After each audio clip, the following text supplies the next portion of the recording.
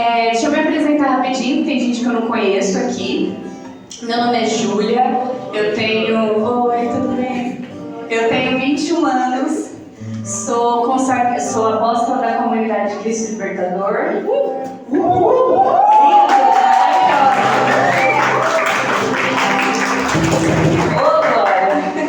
Estou no meu último ano para consagração. Estou me formando em letras, sou professora de inglês. I'm a teacher. Hello. E é isso, gente. Eu ajudo aqui, eu e a Larissa ajudamos o grupo. E hoje nós demos início ao seminário Mariano do Wojtyla. Por que a gente decidiu começar com o seminário mariano? Eu e a Larissa, a gente estava rezando por vocês, por este grupo, e o Senhor colocou no nosso coração, inspirou um seminário mariano. Porque enquanto a gente recebia oração, tiveram uma visualização minha e da Larissa, com Nossa Senhora colocando o véu dela na nossa frente. Para de conversar, por favor, presta atenção em mim. Colocando o manto dela na nossa frente. E todos os dardos do maligno que vinham na nossa direção caíam por terra por causa do manto dela. E aí a gente perguntava para o Senhor, né? Como é que a gente pode honrar Nossa Senhora? Vamos fazer um seminário mariano, não tem nada melhor que isso. Então, essa pregação e mais algumas por aí, nós vamos ter pessoas falando sobre Maria. E hoje, para dar início, o tema é Maria, o molde dos cristãos. Fala para a pessoa que está do seu lado. Maria, o molde dos cristãos. O que é um molde? Quem sabe? É o quê? Modelar. Que mais? O que é um molde?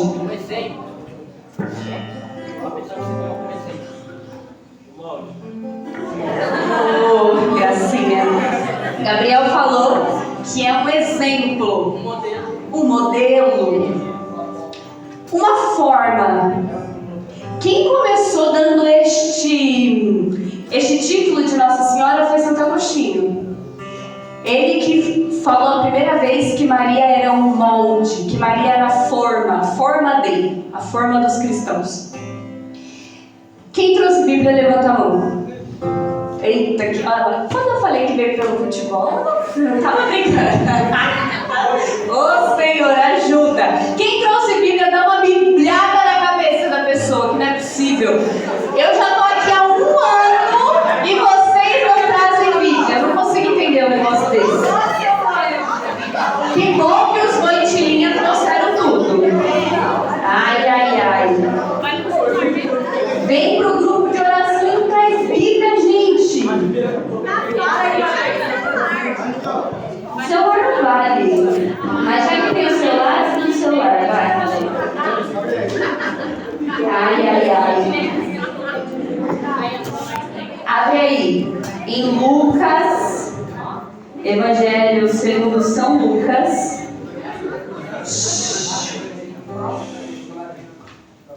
Evangelho segundo São Lucas.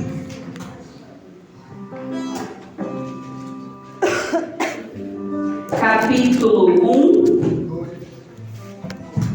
versículo 46. Capítulo 1, fácil de achar, hein? Isso, versículo 46. É o Magnificat, o canto de Maria. Ô, glória. Não, mas eu sábio. Você não.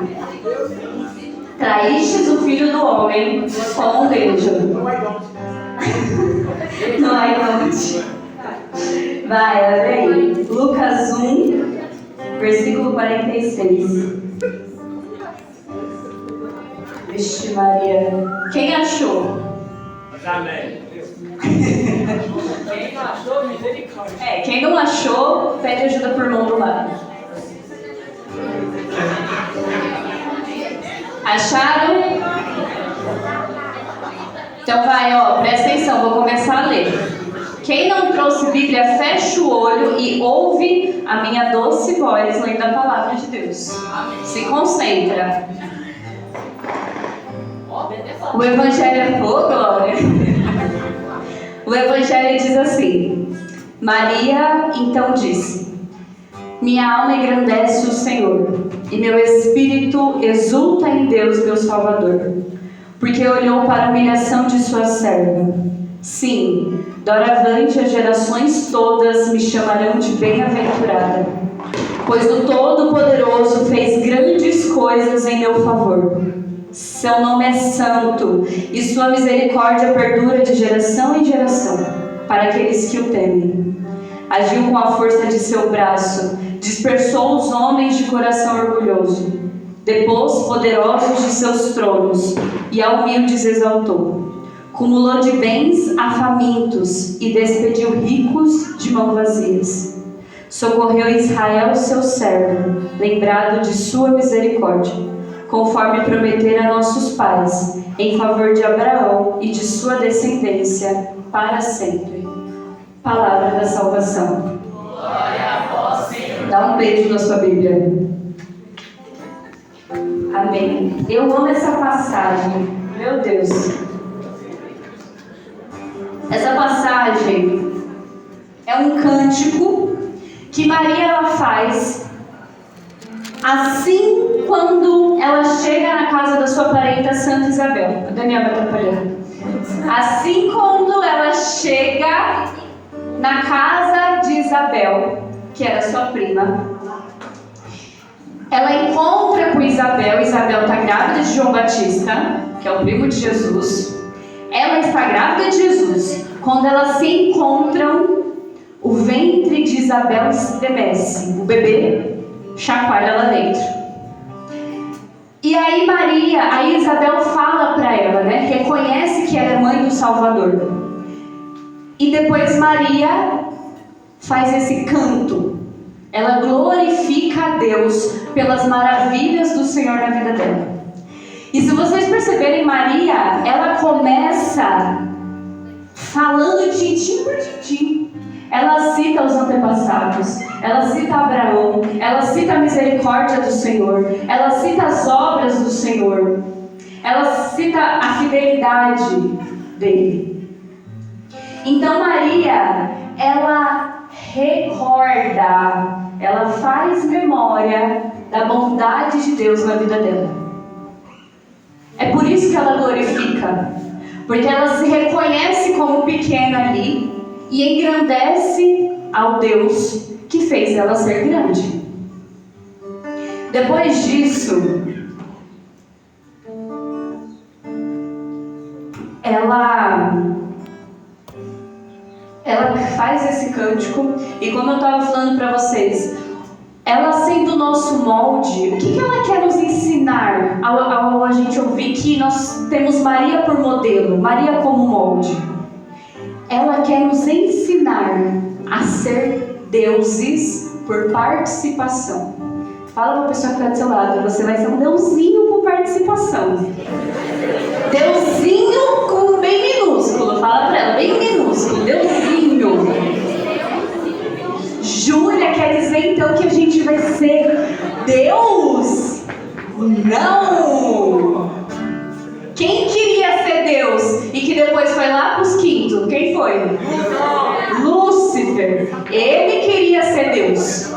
Só que qual que é o problema? Tem até uma série na Netflix e que não pode assistir, dado ressalvo aqui. Entendi. O que eu estava falando? Lúcifer quis ser Deus sem Deus.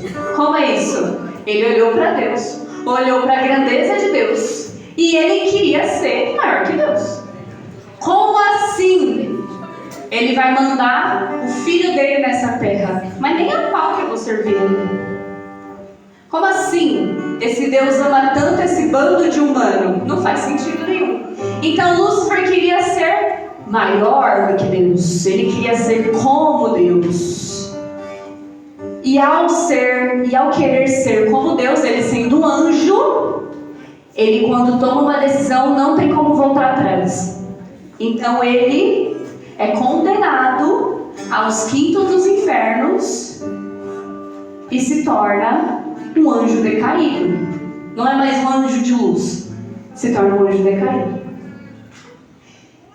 O que acontece? Por que o grande inimigo de Satanás, o grande inimigo é Nossa Senhora? Porque Maria, ela quer nos ensinar que nós podemos ser Deus por participação, ser um com Ele. Quando a gente canta aquela música lá, ser um com você, ser um consagrado, o que a gente está falando? Que nós queremos ser um com Ele, um com Deus. Nós seremos divinizados a partir da experiência com Deus. E Maria, ela é esse molde perfeito. Por que ela é esse molde perfeito?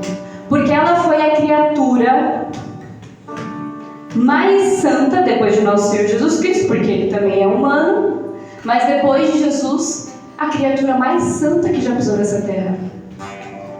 Maria não é qualquer coisinha, não. Ela não é qualquer uma, né? E ela tem alguns moldes para nos ensinar. Enquanto eu rezava por essa pregação, o Senhor colocou no meu coração 3 moldes. 3 coisas que Maria pode nos ensinar a modelar em nós. A Maria vai cair ali, ó. Segura ela, Jesus.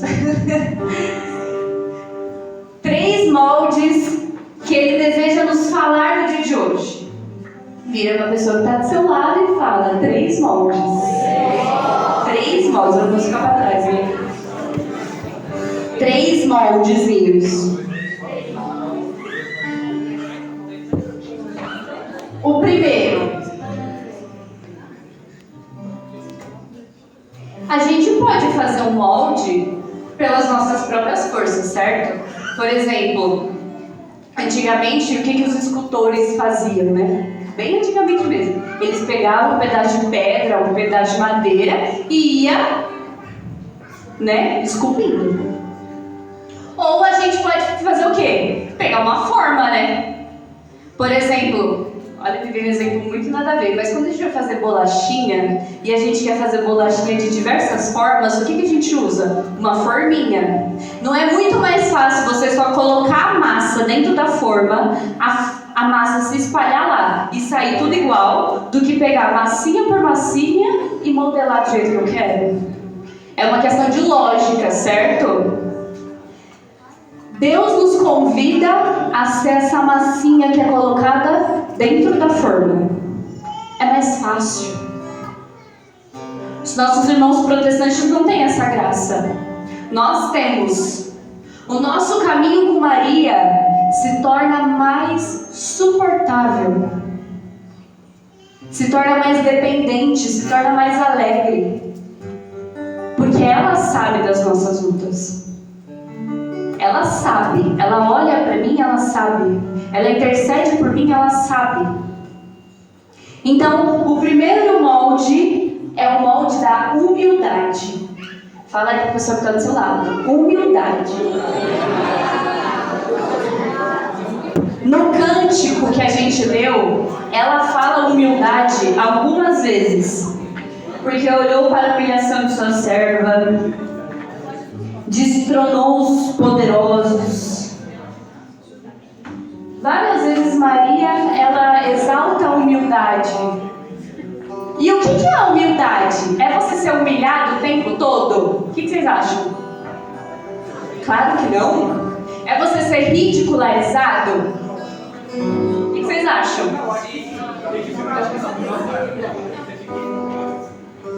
É sim, tem que se humilhar para Maria, falar que você é pequeno, para que você precisa da ajuda dela.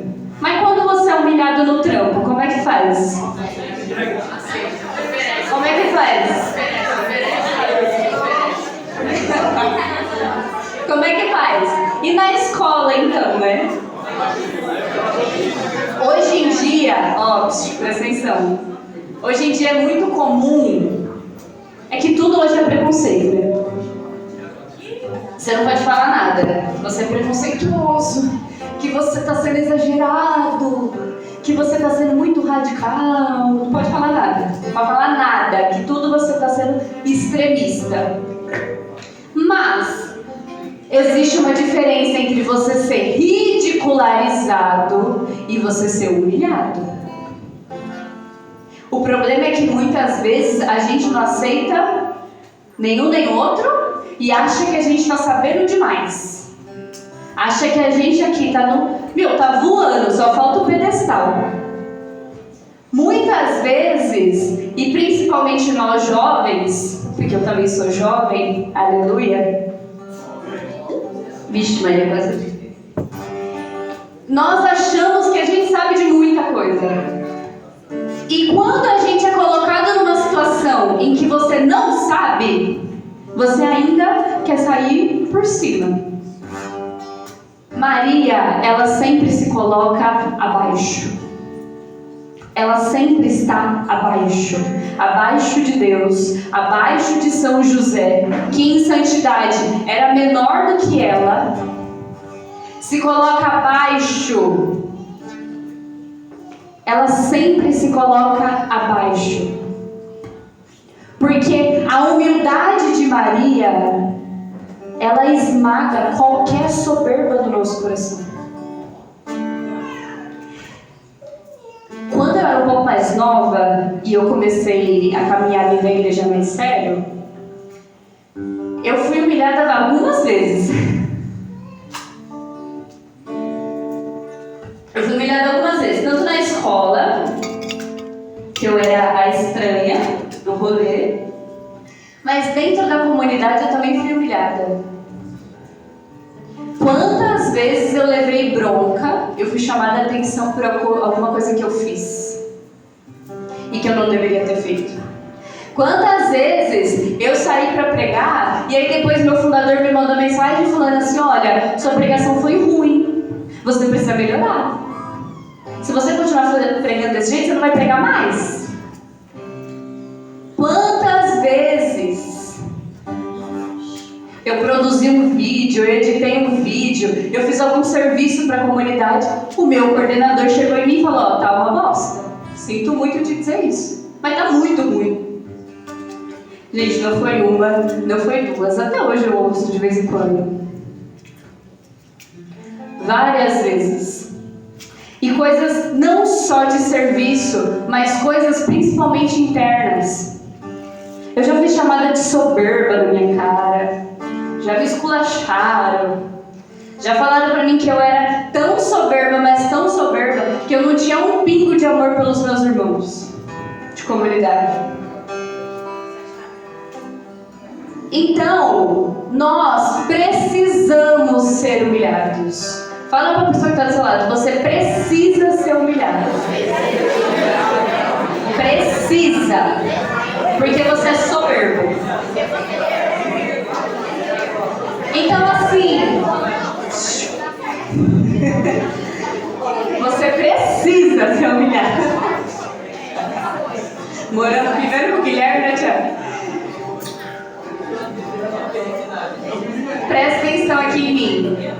Nós precisamos ser humilhados, porque o nosso ego, ele é muito grande. Então, quando alguém fala da minha roupa, eu não gosto. Quando alguém fala que eu não estou pregando bem, eu não gosto. Quando alguém fala que eu não estou cantando bem, eu não gosto. Isso me dói demais. Isso é tudo pura soberba. Nossa. É soberba. Ai, mas eu preciso agora ouvir todo mundo, que todo mundo vai falar. Não. Existem pessoas... Oi, Letícia. Coitada. Existem pessoas... Você pode parar de tocar pra mim, por favor? Senão eu me desconcentro. Por favor. Tá falando de boa. Não, Thiago. É que vocês estão falando, daí eu começo a me desconcentrar. Isso, agora, ó, que perfeito. Então presta atenção. Muitas vezes nós precisamos ser humilhados. Porque Deus quer colocar em nós a humildade como de Maria. Como de Maria. Você não é bom em tudo aquilo que você faz. Você não é maravilhoso em tudo aquilo que você faz. E, gente, é difícil a gente chegar nessa conclusão. Mas nós precisamos entender. Existem coisas que eu sei fazer e existem coisas que eu não sei fazer. E eu preciso aprender com quem sabe. Eu preciso. Se o Gabriel dança melhor que eu, é meu dever. É meu dever ir perguntar para ele como é que dança. Se a Gabi sabe cantar e eu quero aprender a cantar, é meu dever chegar até ele e falar: Gabi, me ajuda, me ensina. Quando nós estamos no serviço de Deus, a humildade ela é essencial. Ela é essencial. Porque senão a gente só cai do cavalo toda hora. Você não ouve aquilo que as pessoas que são voz de Deus para você falam. Você não ouve aquilo que o Daniel fala. Ou você não ouve aquilo que eu falo. O que a Larissa fala. O que o seu confessor fala. E você sempre cai na mesma coisa. Então, vira para a pessoa que está do seu lado e fala: seja humilde, criança.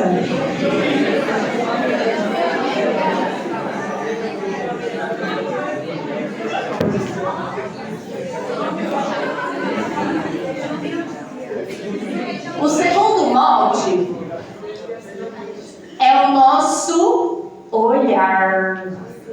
Fala aí para a pessoa: olhar. Maria quer nos ensinar a olhar para as coisas diferentes. No cântico que a gente leu, ela fala que Deus olhou para a humildade dela. Deus olhou para a humildade dela. Deus, Ele olha para nós e Ele quer que nós tenhamos um olhar diferente para Ele e para as coisas. Tem coisas que acontecem na nossa vida que a gente não consegue entender de primeira. Muitas coisas, na verdade. E o que Maria quer nos ensinar? Olha no sobrenatural. As coisas acontecem no grupo, as coisas acontecem na nossa família, as coisas acontecem na nossa escola, no nosso trabalho, as coisas acontecem com a gente e muitas vezes a gente não consegue entender. Mas nós precisamos ter um olhar sobrenatural sobre essas coisas. Um olhar de Deus. Perceber que o meu olhar é um olhar contaminado pelo pecado e que eu preciso me esforçar para olhar com as coisas com gratidão. Porque nada acontece por acaso. Nada acontece por acaso, gente. Nada. Não tem uma coisinha que acontece que Deus já não tenha previsto desde toda a eternidade. É permissão dele certas coisas na nossa vida. E nós precisamos modelar o nosso olhar. Fala para a pessoa que está do seu lado. Primeiro ponto, humildade. Segundo ponto, muda o teu olhar. Olha para o sobrenatural.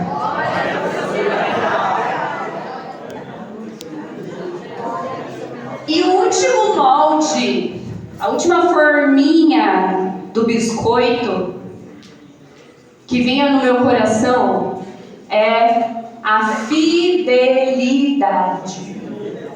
Fala aí para a pessoa que está do seu lado. Fidelidade. Fidelidade. Nossa, me veio aquela música na cabeça agora. Como é? Meus alunos cantam direto. Eu tentei, não sei, moleque. Eu falei, gente, essa música é horrível. Sabe por quê? Ela é horrível. Ele começa: eu tentei não ser moleque, com você eu tentei. Mas quem não erra em 2023? Como pode? Eu não consigo entender. Aí, eu lembrei agora, eu falei fidelidade, eu lembrei agora. O que ele está falando com essa música? Que ele tentou não ser moleque, com você eu tentei. Mas quem não errou em 2024, né? Quem não não foi infiel em 2024, né? Presta atenção. Maria, ela foi o ser mais fiel que existiu nessa terra, depois de Nosso Senhor. Mais fiel. A fidelidade de Maria precisa te constranger. Porque se você é infiel, e aí você olha para ela, você vê uma mulher fiel, uma mulher que permaneceu na anunciação, uma mulher que permaneceu na fuga para o Egito, uma mulher que permaneceu na cruz. Maria ficou de pé na cruz. Maria ficou de pé depois que ele morreu. Maria tinha certeza da ressurreição e ela não desacreditou nem por um segundo. Ela sabia que ele ia ressuscitar. Ela permaneceu depois da ressurreição. Ela permaneceu em Pentecostes. Ela permaneceu em Fátima. Ela apareceu em Fátima. Quantas aparições de Nossa Senhora depois disso? Maria, ela foi fiel ao chamado dela. Ela não retrocede. Ela foi em cima de um burro para o Egito, grávida. Pensa, num sol de rachar o coco. Só com São José lá. Ela não tinha onde parir o menino.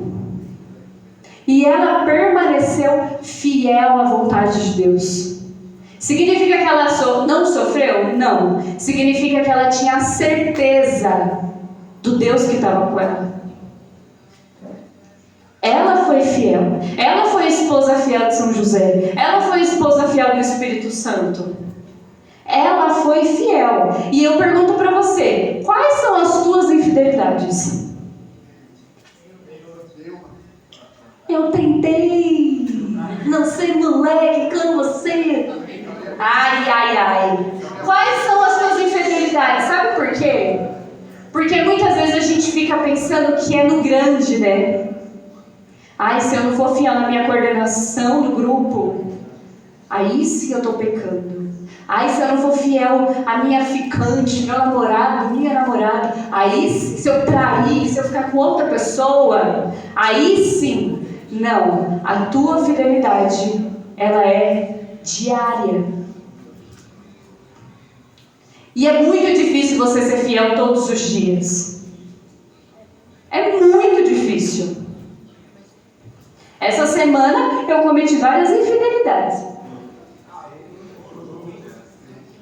Teve alguns dias que eu estava tão cansada que eu não levantei para rezar. Eu fui infiel. Teve um dia que eu não consegui rezar o terço mariano. Fui infiel. Porque as nossas infidelidades é quando ninguém vê. Quando você está sozinho, o que você está pensando? Quando você está sozinho, o que você está fazendo? A tua fidelidade, ela passa pelo secreto. Eu não sei o que os meninos estão rindo lá atrás aqui. Não é possível. Não é possível. Eita, achei que ia cair. Não deu impressão? Quais são as tuas infidelidades? Fecha os teus olhos, um minutinho. E eu queria que, em nome de Jesus, o Espírito Santo de Deus te revelasse as tuas pequenas infidelidades. Aquilo que você não consegue ser fiel diariamente. Seja em chegar no horário do seu trabalho, chegar no horário da escola, não cabular a aula, falhar na tua oração, ignorar o grupo da igreja. Quais são as tuas infidelidades? Pode abrir teu olho. E além disso que eu partilhei com vocês, alguns anos atrás, enquanto eu estava rezando uma vez, eu tive um sonho. Estava dormindo. E aí eu tive um sonho. E aí eu tive um sonho que eu estava num lugar qualquer, nem lembro, acho que era numa festa, e tinha 3 fisionomias. Tinha 3 fisionomias, não tinha rosto. Tinha 3 fisionomias. E daí eu ficava com um, aí eu voltava, aí eu ficava com outro, aí eu voltava e eu ficava com o terceiro. Aí tudo bem, né? Mas não tinha rosto. Aí eu acordei de manhã e fui rezar. E quando o sonho me incomoda, eu rezo com o sonho, porque eu tenho certeza que é Deus querendo me falar alguma coisa. E enquanto eu rezava, o Senhor falava para mim: bom, vou te falar o que é esse teu sonho. É você se prostituindo com os pecados. O teu pecado da ira, o teu pecado da soberba e o teu pecado da inveja. Bom, quando eu ouvi isso de Jesus, eu chorei bastante. Eu falei: pô, Senhor, caramba! O Senhor foi claro comigo, o quanto eu estava me dando ao pecado da ira, ao quanto eu estava me dando ao pecado da soberba e ao quanto eu estava me dando ao pecado da inveja. O quanto a minha infidelidade com Ele era eu cometer estes pecados. E o pior, o quanto eu tinha prazer de cometer esses pecados. O quanto eu achava que a minha raivinha era a coisa mais linda de se ver. Ou que a minha inveja da minha irmã de comunidade, que prega melhor que eu, que fala melhor do que eu, era bonito porque eu queria ser igual a ela. E tá tudo bem, né? Já que ela é melhor mesmo. O quanto a minha soberba em querer ser superior aos outros era bonitinha de se ver. E o Senhor falou para mim: você está se prostituindo com os pecados. A fidelidade de Maria, minha filha, você não tem nada, porque você tem prazer em ser infiel. É essa música, né? Eu tentei não ser moleque com você. Tem prazer de ser infiel.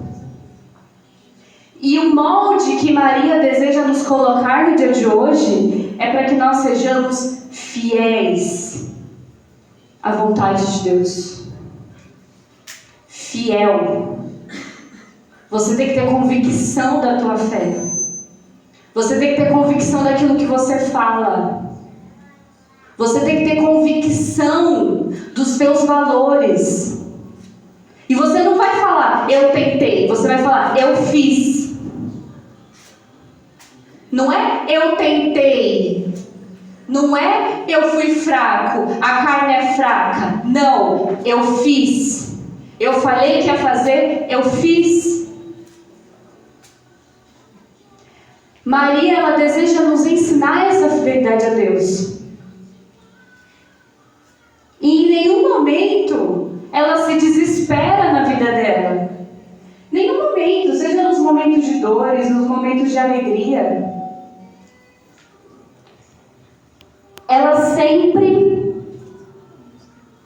sempre permaneceu fiel a São José, fiel a Nosso Senhor, fiel nas dores, fiel nas alegrias, nas tristezas, fiel no Egito, em Jerusalém, em Belém, na Galileia.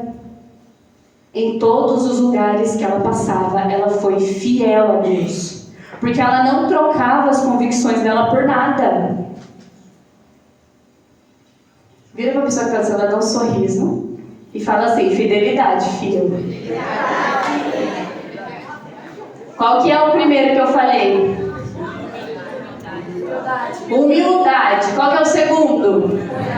O olhar o quê? Sobrenatural. E o terceiro? Fidelidade. Fidelidade. Fala aí. Fidelidade. Entendeu? Fidelidade? Não é eu tentei. Não é eu tentei. Eu fui moleque.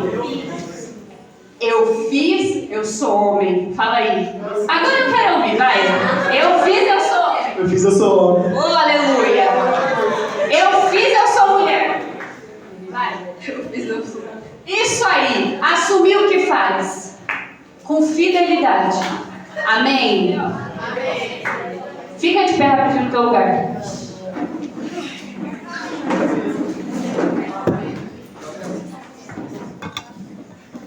Feche teus olhos aí.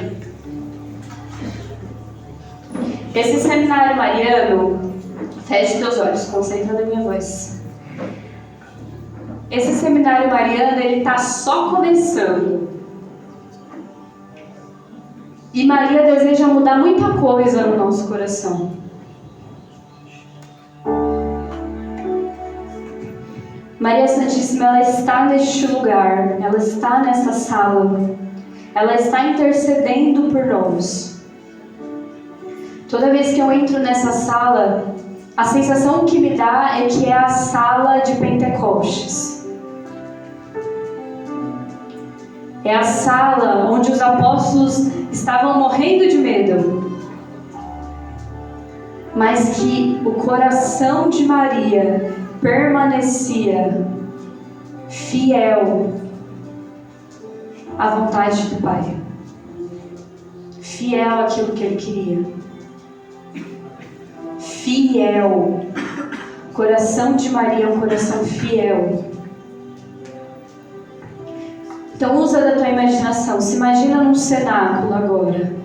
Se imagina em Pentecostes. Imagina que Nossa Senhora ela está num cantinho sentada e que os apóstolos estão um pouco desesperados. Tem alguns chorando. Tem uns tentando entender o que aconteceu com Judas. Tem uns que estão se lamentando, que nem Pedro. Tem uns que estão meio fazendo piadinha, brincando demais. Se imagina neste cenário. Usa da tua imaginação e se imagina lá. E imagina Maria sentada, só aguardando a vinda do Espírito Santo de Deus. O coração dela não precisava do Espírito naquela hora, porque ela já tinha recebido o Espírito. Ela já tinha sido batizada pelo Espírito. Ela já tinha portado Jesus.